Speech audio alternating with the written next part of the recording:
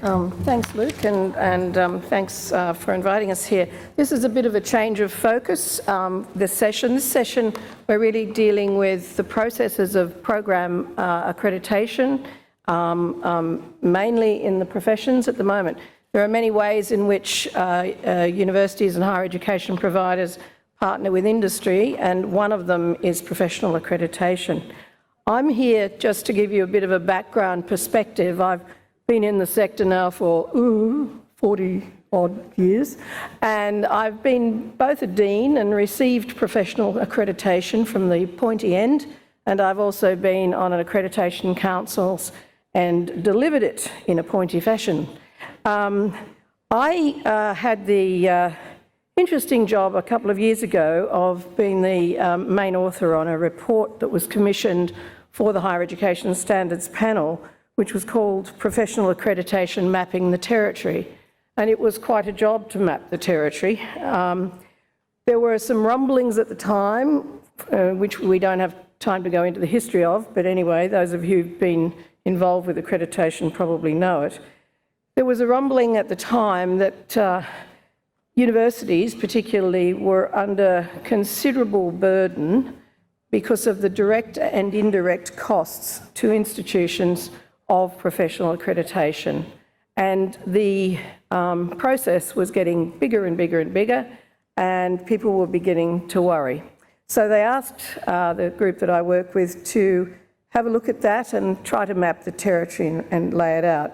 What I found when I went into the thing, in summary, and if anybody really has trouble sleeping, you could look up the report on the web, that we found that accreditation works as well as it does, largely because of the shared interests of the people who are doing the accrediting and the people whose courses are being accredited. And the shared interest is in producing high-quality graduates and professionals, maintaining their own reputations and protecting the safety of the public. And that's a very complex and important job. What I found in mapping the territory, and remember this work was done in 2016, 2017, and the report was published in 2017, but I would predict that it's probably got more complex since then, but also there's been a lot of progress since then.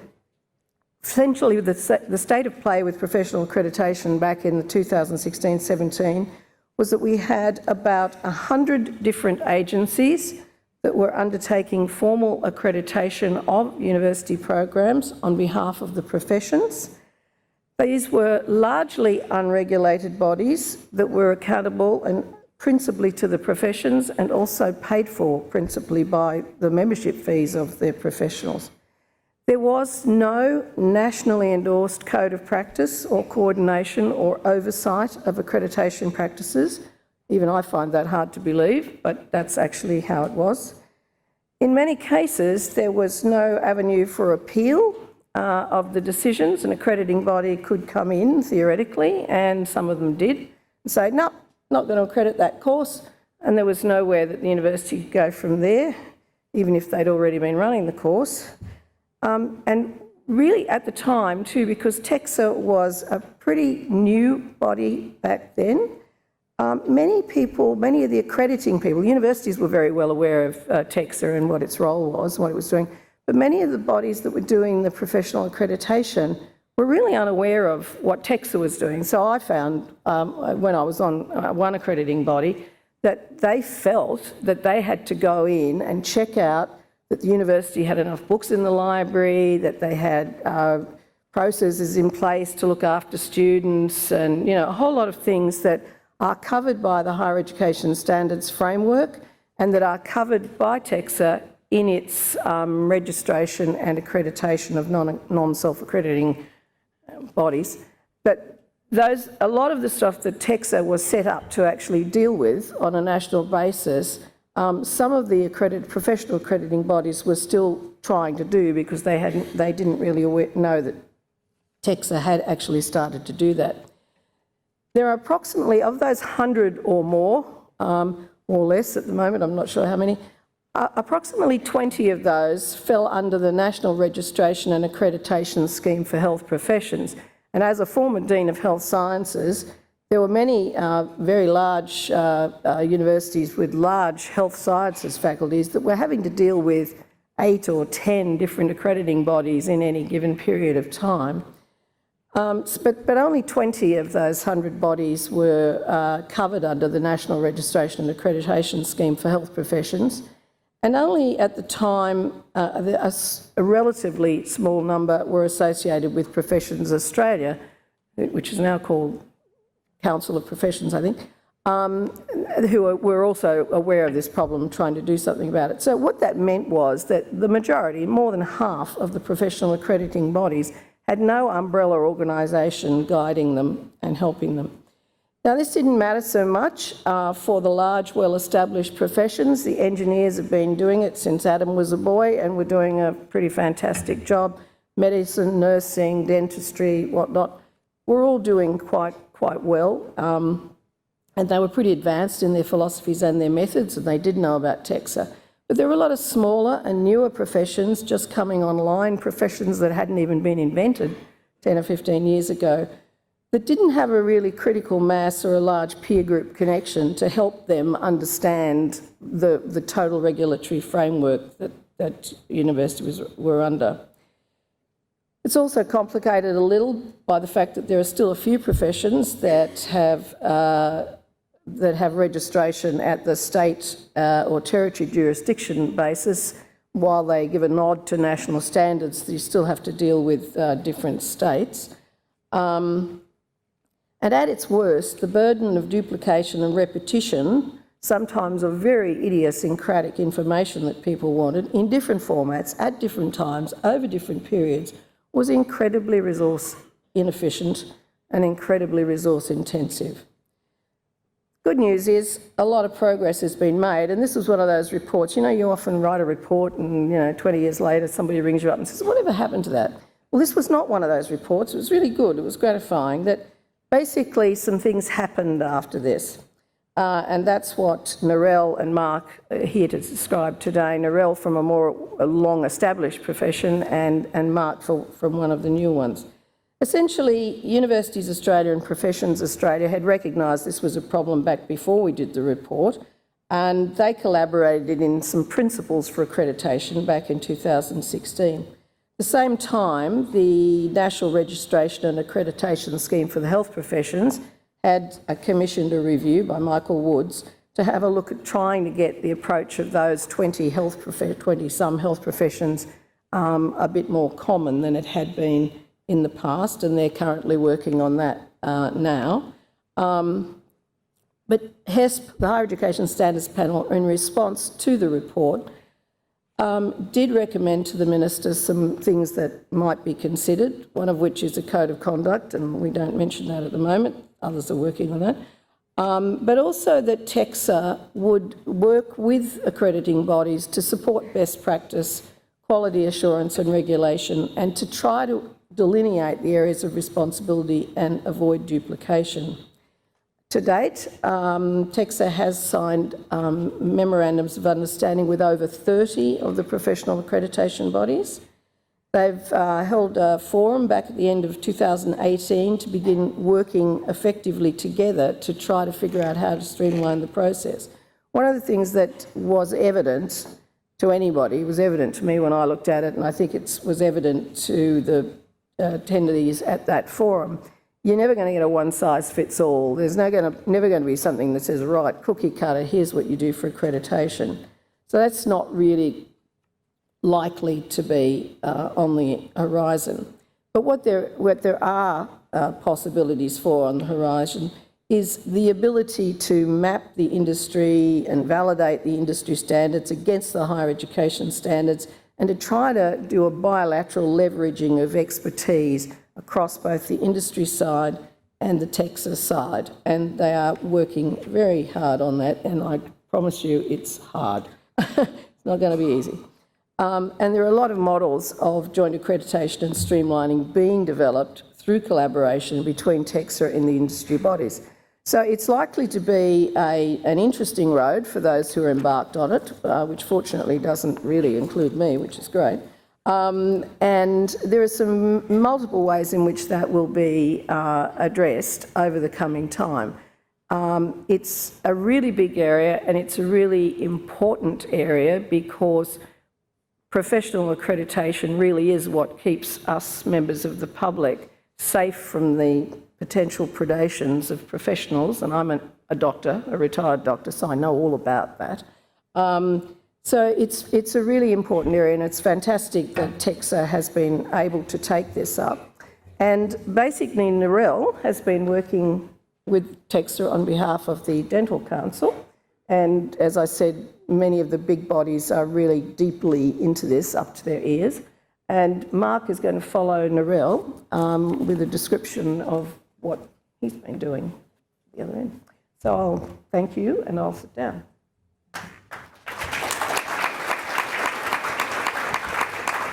Thanks, Christine. So dentistry, yes, we are a 26-year-old organisation, the Australian Dental Council. We're special, we're different, we do things pretty well, but do we? And I think that's probably where we should all start. We should be able to sit and ask ourselves, is there things that we could do better? And I think I might be one of those people that actually read your report a number of times back to front, Christine. So we started 26 years ago, and we're a symptom of, British coming and accrediting our programs and then taking over the autonomy of doing our own programmatic accreditation. So it's been an evolution. In 2010, our national law changed. We changed from that state-based, jurisdiction-based registration and accreditation to a national scheme, which had its challenges.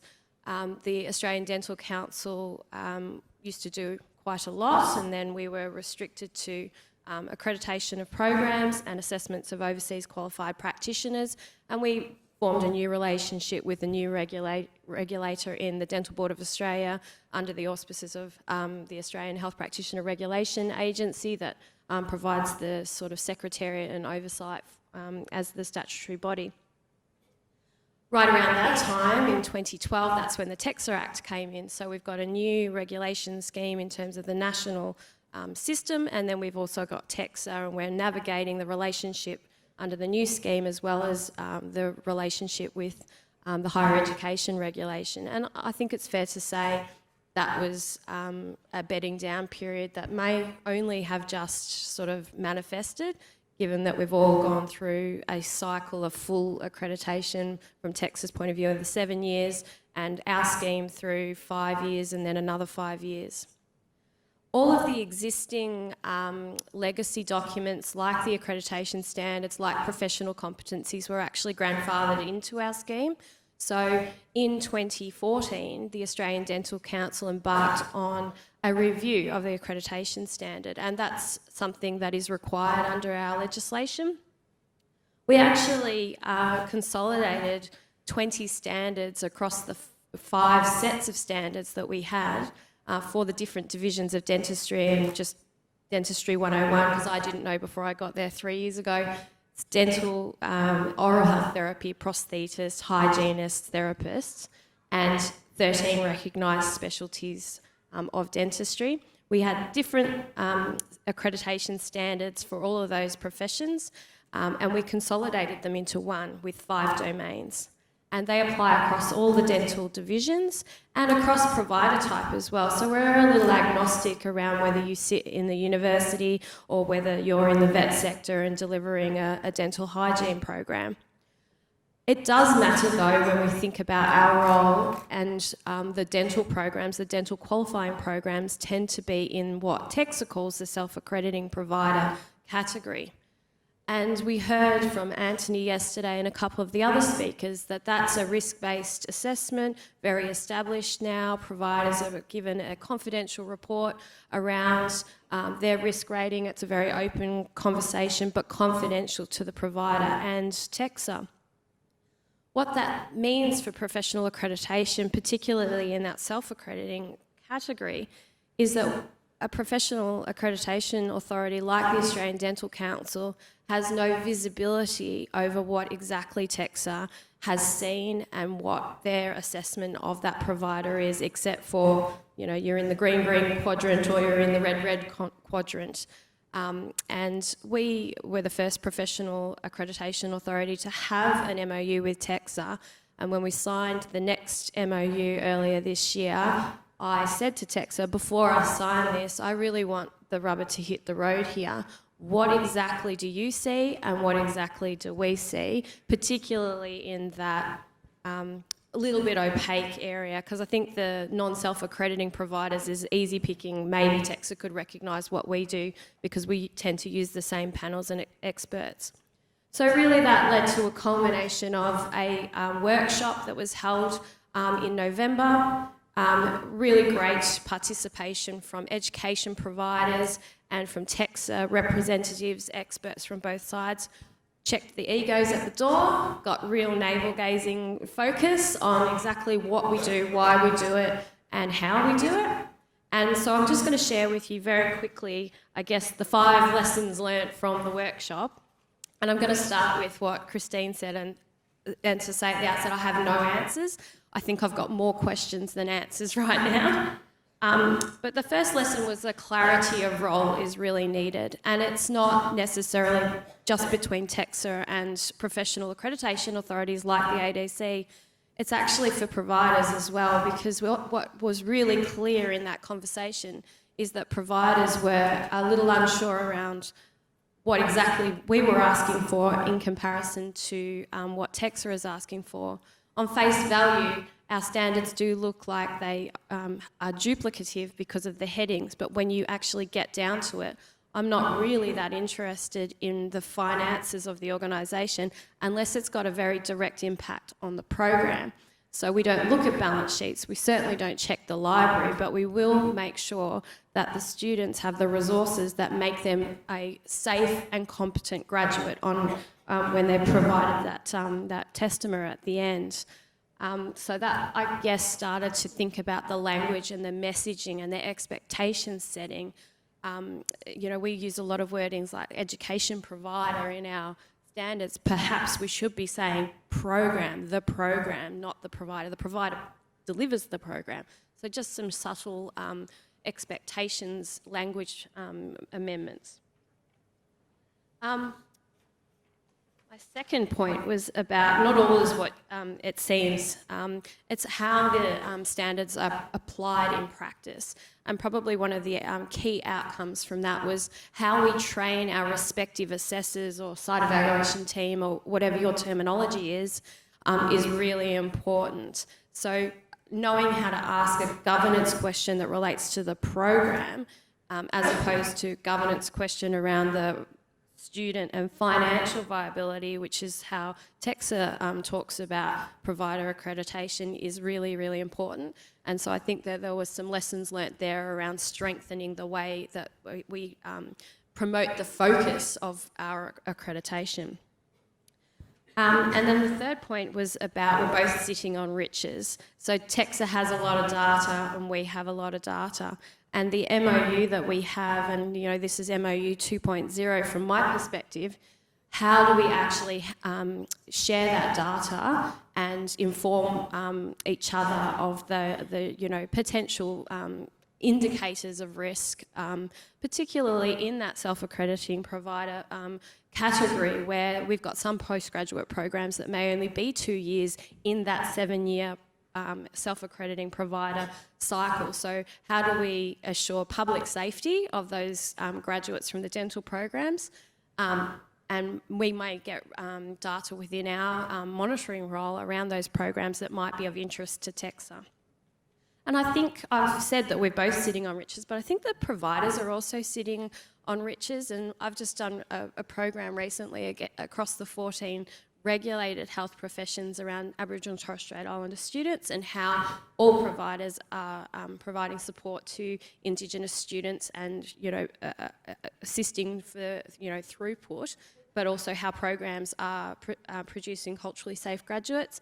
And the data was hard to get because it was at the program level. So there may be some smarts around providers that are already reporting to government in various ways, and to TEXA in various ways, and to ASQA in various ways around Indigenous students, to also have that data accessible through an interface, a portal interface, that we can interrogate the data at the programmatic level as well. Number 4 was this isn't easy, but we are better together. We will continue to work on this because not only is it's valuable to learn from others, and I think there was a real mutual respect in the room of our expertise in dentistry and our dental program accreditation, but also the thinking and the intelligence that's gone into the TEXA processes around the risk-based and self-assurance processes that are in place and have matured over that 7 years. And then just my final point is that, you know, I will unapologetically be about public safety. So if there is duplication and if there is overlap, and I think that it still needs to be there, then it'll stay. And I suppose that will be, you know, at the heart of professional accreditation as that end product for public safety or the public good.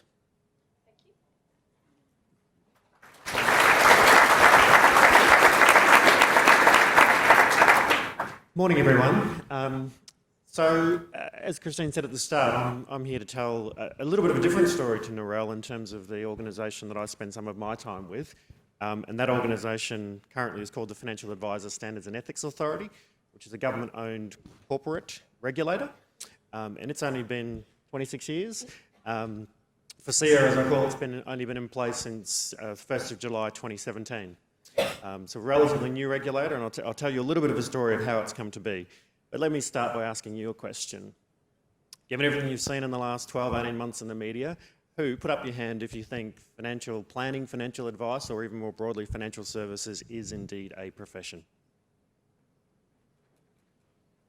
A few people? If you didn't put up your hand, who do you think it should be a trusted, true profession in the true sense of that? A few more people. That's what the government thinks, and that's why it formed FSIA. So let me start by saying that I think it should be, and I think it should be for a whole range of reasons. Whether you look at the complexity of financial services, the importance of self-funded retirement in the context of an ageing population, whether it's all the financial scams and schemes we no doubt fall foul of or see on the telephone and the media and so forth. There is a strongly held view by government and by myself personally that improving the consumer and community's trust and confidence in financial services would be a good thing socially, but also economically for the nation. So that's my starting point. Where we've got to, however, as a broad community in this space is perhaps that's certainly not been achieved. One would say the industry has largely not lived up to those expectations and its potential in that regard. For me though, let me take us back a few more years before I talk about FSIA. So in 2007, a group of like-minded colleagues, and as usual I was the only academic in the room, formed what was called the Future Financial Planning Council, and we started a process of writing white papers and blue papers and all the various colours of the rainbow papers, challenging and testing the industry on, well, what should be, among other things, the entry education requirements to be a professional in this space. Up until FSIA's program commenced in terms of its application to the industry at the start of this calendar year. Most people are shocked when they find out, if they didn't know, that the minimum legislated education requirement to give yourself, your parents, your brothers and sisters financial advice was a course that could be done, as a journalist in 2012 famously pointed out, in 36 hours. And so therefore, if you think about the complexity of retirement planning, of investments, of investor behaviour, one wonders how rigorous that may have been. But that was the case. That led in 2010 to the peak professional body forming what was called FPEC, the Financial Planning Education Council, which I had the privilege of being on, to create an initial accreditation and education framework, so a body of knowledge and an accrediting program that sat underneath it, and ultimately ended up approving a number of bachelor's and higher degrees for universities and other higher education providers that wanted to participate in that space. The challenge became that because RG 146, that shorter program that I mentioned before, was legislated, it was sort of optional for both individual practitioners and for the industry who they were taking into the industry and what those standards were. Of course, then a number of things happened out there in the real world that had devastating effects on consumers and financial services, which led to a broader response from government. Parliamentary Joint Committee reported in 2014, the end of 2014, which ultimately led to an amendment in 2017 to the Corporations Act, known as the Professional Education Standards for Financial Advisors Amendment, which put in place a whole framework of professional and education standards, including what we call the degree requirement, both for new entrants as well as all existing advisors by the end of 2023, a national exam that all advisors and new entrants, future new entrants would have to pass, a CPD regime, a PY regime for new entrants, and so on and so on and so forth. And then the government created FASEA, the regulatory body, to design and implement those standards in 18 months. So a pretty tight timeline along the way. For my sins, I was asked by the minister, the relevant minister at the time, to be the Education Standards Director on that board. And then I spent a few months last year as the acting CEO and MD as well, just for even more fun. And along that way, I'd learnt in FPEC, the professional body education council earlier on, that cooperating with and collaborating with TEXA was really important. One, just in terms of simply sharing information about policy and providers, what TEXA was doing around key things like assessment, sharing information around who they'd accredited and who we were trying to accredit and so forth, for efficiency, streamlining and so on and so forth. When FASEA was formed, slightly different beast, being given it's a government-owned corporate regulatory authority. One of the first things the board did, certainly one of the things I did when I was the acting CEO, was sign my second MOU with TEXA, to the one that we had with FPEC, which allowed us to cooperate as FASEA was forming up the standards that it was asked to do in pursuit of the legislation. When we cooperate, we continue to cooperate and collaborate with TEXA around all the things I mentioned before, but including third-party provider agreements, truth in marketing issues, a whole range of things that I don't think, title of this session, the quality of outcomes would be anywhere near they are, given what FASEA has been asked to do in the timeframes that it's had. More recently, so at the end of last year, FASEA as a regulatory authority has the power to make law through the forms of, through legislative instruments. And we just met our legislated timeframe to create 7 legislative instruments to implement the various standards that I mentioned. We then, or the accreditation team in FASEA, then set forth in accrediting both degrees and education programs for new entrants. Going back, I think the furthest we've gone back so far is 1971 into the historical degree regime to try and recognise or give some recognition towards the study, formal and informal, that existing practitioners have undertaken over their whole career. And throughout that, you can imagine the various issues we've faced and had the benefit of dealing with Michael and his team around historical degrees, around the different versions of education requirements over time, entry standards into postgraduate programs, and so on and so forth, all of which was critical because of that legislative remit that the organisation had. More recently, and somewhat excitingly from my point of view, given I've seen this from all sides as an academic, as working with a professional body and working with a regulator, was we ran a pilot with a non-self-accrediting higher education provider for a graduate diploma program that would meet one of the pathways for the regulator. And we piloted a joint accreditation process where we shared the same expert, almost the same documentation. We got pretty close and managed to get that whole accreditation of that particular program, so not registration but accreditation, in less than 12 weeks as a pilot. And now both teams are working together to try and collecting feedback from the provider that was agreed to be the pilot, to try and streamline the documentation even more, so we can do things efficiently and effectively and not duplicate unless, as Narelle alluded to earlier, it's absolutely necessary from one of the two parties' perspectives. So from my point of view, with working in this space from the education standards side since the early 2000s, and the little story I've told you today, as FASEA moves forward with its legislative remit, which at the moment expires, the transition for existing advisors ends in 31st of December 2023. We look forward to those standards hopefully doing what the Minister at the time asked us to do, which was to raise professional education standards and help rebuild the trust and confidence in the financial services sector, and particularly the financial advice sector. And in closing, I'd say that the work that we've done so far with the limited timeframe we've had wouldn't have progressed anywhere near as well or expediently as it has without the support of TEXA on all of those dimensions. So in closing, I guess you can take that, I see these partnerships as absolutely critical for quality, for outcomes, both for the education providers, the students undertaking those, but also from, in the context of what I've said, the broader remit around driving social and economic development within the country and protecting consumers. Thank you.